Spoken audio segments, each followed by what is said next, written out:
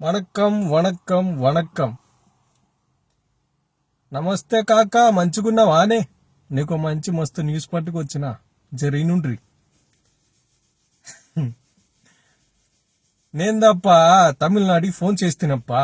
Phone చేస్తే మన మన దోస్తు వాళ్ళందరూ ఉన్నారు, వాళ్ళందరికి ఫోన్ చేసి పూడిస్తేనే ఏంపా మరి మన విజయ్ దళపతి మన జగనన్న ఫోటో పట్టుకొని గెలిచినాడంట్లే. చాలా మెజారిటీ వచ్చినదంట, మీకు 107 వచ్చినదంట్లే.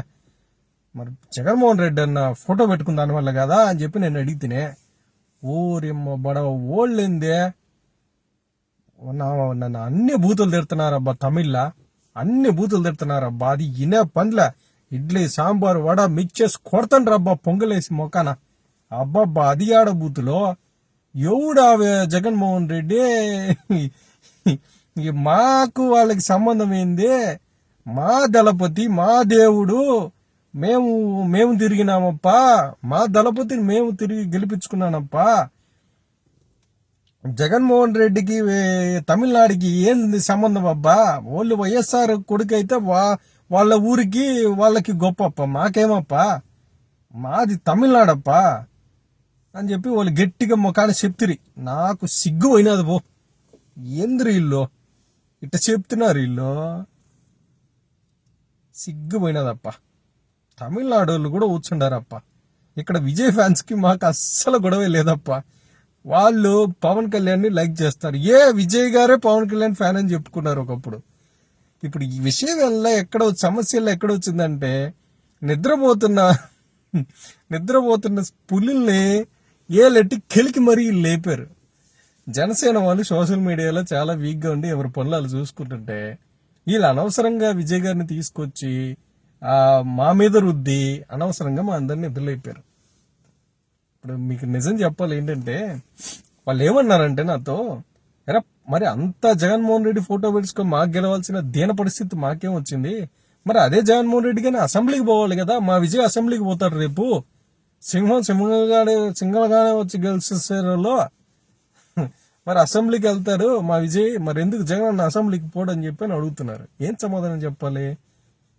ఎందుకు చెప్పాలి? ఏమని చెప్పాలి? అసలు ఏముంది నాకు సమాధానం చెప్పడానికి? ఏమీ లేదు.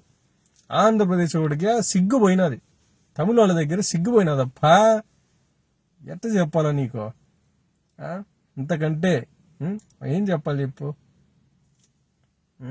అక్కడేమో ఈ కొంతమంది ఈ దళిత వర్గానికి సంబంధించినటువంటి కొంతమంది ఆంధ్రప్రదేశ్ రాష్ట్రంలో విజయ్ మా క్యాస్ట్, మా మాదిగా, మా మాల అని చెప్పి మీరు సెలబ్రేషన్ చేసుకోండి. చేసుకుంటారు కానీ మళ్ళీ పవన్ కళ్యాణ్ గారి జోలికి ఎందుకు రావడం? అత్యధికంగా జనసేన పార్టీలో ఉన్నది ఎస్సీ ఎస్టీ కమ్యూనిటీకి సంబంధించినటువంటి వారే, దళితులే ఫస్ట్ ప్రయారిటీ జనసేన పార్టీలో. అది పవన్ కళ్యాణ్ గారు గుండెలో పెట్టుకుంటారు వాళ్ళని.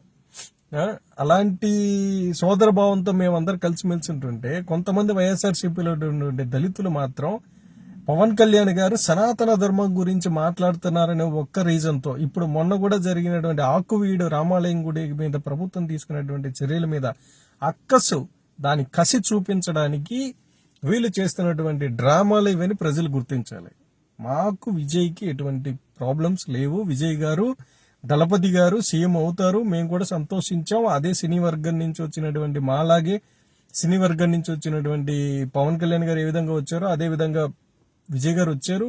భారీ మెజారిటీతో ప్రజలు గెలిపించుకున్నారు. అక్కడ ఇదే వైఎస్ఆర్సీపీ పార్టీ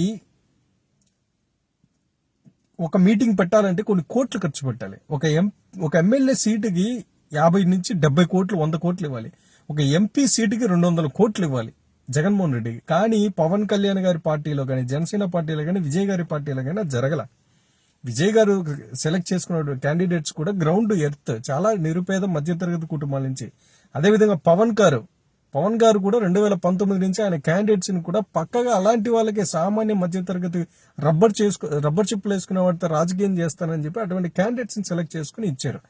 ఇక్కడ ఇద్దరి ఆలోచనలు, ఇద్దరి వ్యక్తిత్వాలు ఒకేలాగా ఉన్నాయి. కాబట్టి జగన్మోహన్ రెడ్డికి, విజయ్ గారికి క్యాస్ట్ పరంగా మీరు ఒక వర్గం వారు మీరు ఆయన క్యాస్ట్ ఎత్తుక్కొని మీరు సంబరాలు చేసుకొని తప్పులేదు. కానీ పోలికలు మాత్రం పెట్టకండి ఎప్పటికీ, ఓకేనా? పోలికలు కలిస్తే రాజకీయాల్లో నీతిగా నిజాయితీగా పరిపాలన చేయడంలో పవన్ కళ్యాణ్ గారు ఏ విధంగా పనిచేస్తారో రేపు విజయ్ గారు కూడా అలాగే పనిచేస్తారని మేము ఆశిస్తాం. అంతేగాని విజయ్ గారు కూడా జగన్మోహన్ రెడ్డి గారిని ఇన్స్పిరేషన్ తీసుకొని అసెంబ్లీకి ఎగ్గొట్టి తిరుగుతామని బాగుండదు కదా, బాగుండదు. ఆంధ్ర రాష్ట్రానికి అలాంటి కర్మ అది, అంతే. ఎందుకంటే ఇలాంటి నాయకులు సింహం సింగిల్ గా వచ్చింది గెలిచిందని గొప్పలు చెప్పుకోవడానికంటే అసెంబ్లీకి వెళ్ళడానికి పనికిరారు. ఇప్పుడు మన ఇంటి దగ్గర చిన్నపిల్లలు స్కూల్కి వెళ్ళకపోతే చిన్నప్పుడు ఏం చేసేవాళ్ళు, పిర్ర మీద 4 పీకి స్కూల్కి పంపించేవాళ్ళు. అదేవిధంగా వీళ్ళని అసెంబ్లీకి పంపించేవాళ్ళు లేక, అలాంటి రూల్ ఒకటి పెట్టలేక ఇంకా సింగిల్ గా వచ్చేం లాభం, 11 వచ్చేం లాభం, 151 వచ్చేం లాభం. కాబట్టి మీ పరిస్థితి జనాల్లో అక్కడ ఉంది. కాబట్టి నా మీద బూతులు తిట్టుకొని నా మీద విరుచుకుపడితే అవదప్ప. తమిళనాడు ప్రజలకు కెలక్కండి, వాళ్ళకి విషయం చేర్చాను. ఇంకా వాళ్ళు మొదలు పెట్టారంటే మళ్ళీ మీరు తట్టుకోలేరు. తమిళనాడు మీడియా వరకు వెళ్ళకండి, ఇంతటితో వదిలేద్దాం.